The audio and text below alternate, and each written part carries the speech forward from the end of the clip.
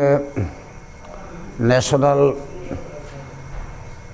Road map political party of India निफ्राय माने candidate हिसाबै बिजाथि महरै आङो देग्लाय 29 नं Kokrajhar ST west Kokrajhar ST कन्स्टिट्युशननिफ्राय आङो गसंदों। आङो आगोलनिफ्रायनो आं आसामनिबो सासे मन्त्रि हिसाबै दंमोन। आङो अराय सम बिदिनो सम सफैब्ला 5 बोसोर पर सम सफैब्ला आङो नमिनेशन आं होयो। जिहेतु आङो आंनि जे माबाया मा होनना बुङो आंनि स्टेटासा माने आङो सासे ससियेल वार्कार आरो आङो मा होनना बुङो जनसेबक आरो बे हिसाबैनो आं गसंदों रायजो राजानि मोजांनि थाखाय।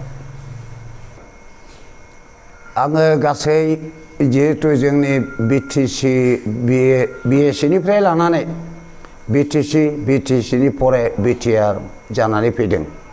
गेजेर खन्द'आव जों नुनो मोनदों माखासे जेनारेल कमिउनिटिफ्रा जों बर'फोरनिफ्राय गोजान जादों। जोंखौ माने जोंनि रायजोआवनो मोनसे मा मुगैनाय बायदि मोनसे बाथ्राखौ बुंनानै मोनसे राजनैतिक हान्जाबो उजिदों। बर' आरो अना बर' बे मोनसे असंबिधानिक आनकन्स्टिटिउसनेल सोदोबखौ जोङो बर' हिसाबै खोनासंनो जोङो लुबैया।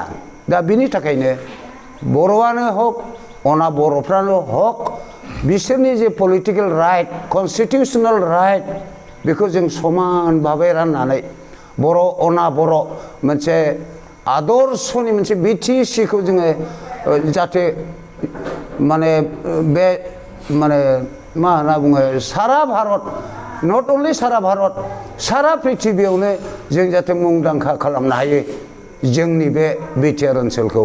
बेनि थाखायनो आङो गासै हारिनि जानानै आरो गासै हारिखौ आङो सेवा खालामनो थाखाय बे बिटिआर ओनसोलाव आं गसंनाय जादों। आङो खावलायगोन जिहेतु आं आगोलावबो सासे मन्त्रि महरै आङो बे ओनसोलावनो आङो सेवा खालामदों। बिभिन्न बर'निल' खोथा नङा बर' आं गासै रायजोखौनो समान भाबै नायबोदों। 1996 निफ्राय 2001 सिम एजिपि गभर्नमेन्टनि आमोलाव जोंहा मोनसे मेनिफेस्ट' दं दलीय मेनिफेस्ट'।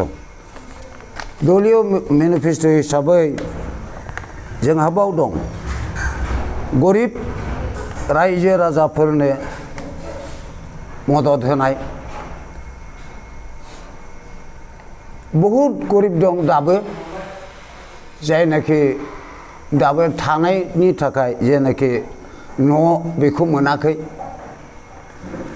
आरो बहुद जायगायाव दाबो इलेक्ट्रिफिकेसन जाजोबाखै खना खनला इलेक्ट्रिकनि लाइटखौनो नुफेराखै। बेफोराव जोङो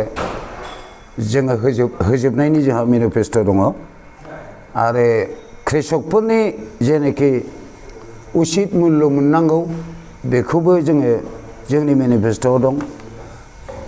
कृषकफोरनि गायनाय फुनानै जाग्रा हालुवाफोरनि थाखाय जेनाखि कृषि लन लायो बेखौबो जोङो माफ होनायनि जोंहा मेनिफेस्ट' दङ थांखि दङ। दैबानायाव गोदाव सोराव जायो जों नुनो मोनो प्रत्येक बोसोरावनो बिभिन्न गामियाव बे बिटिआर ओनसोलावनो दैबानाजों गोदाव सोराव जानायखौ जों नुनो मोनो। बेफोरखौ जोङो समाधान खालामगोन। आरो बिदिनो जेनारेल कास्टफोरनि समस्या दं डि भटारनि समस्या।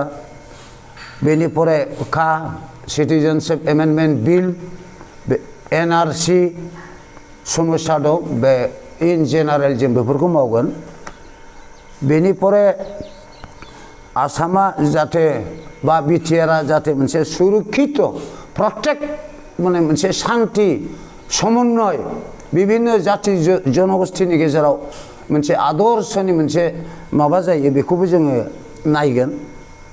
जुबक जुबती सेंग्रा सिख्लाफोर लेखा गोरोंफोर बिसोरखौनो कर्म संस्थापन होनायनि बेबस्था जोंनाव दङ।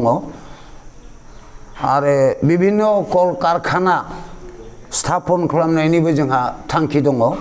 कारन जोंनि मानसिफ्रा दाब दाब रायजोआव थांनानै खामानि मावहैनानै नै दाखालि जेनाखि मोनसे मा होनना बुङो बे कर'नायावहाय जोबोद खस्थ' जानायफोर दं बेफोर जाहाथे दाब दाब जायगायाव जोंनि ओनसोलनि मानसिया दाबसेयाव थांनानै खामानि मावहैनाङा बिनि थाखाय जों जायगायावनो बिभिन्न उद्योग प्रतिष्ठान अनुष्ठान जोङो बेखौ मावगोन बेनिफ्राय लामा सामा दाबो दाब दाब जायगायाव लामाया गाज्रि जोंनि बिटिआरआवबो दङ सारा आसामावबो दङ बेफोर लामा सामा गैयै जायगाफ्राव जोंहा थांखि दङ फोसाबनायनि कलेज स्कुल आरो बेवहाय माद्रासानिबो खोथा दङ बिभिन्न school college high madrasa school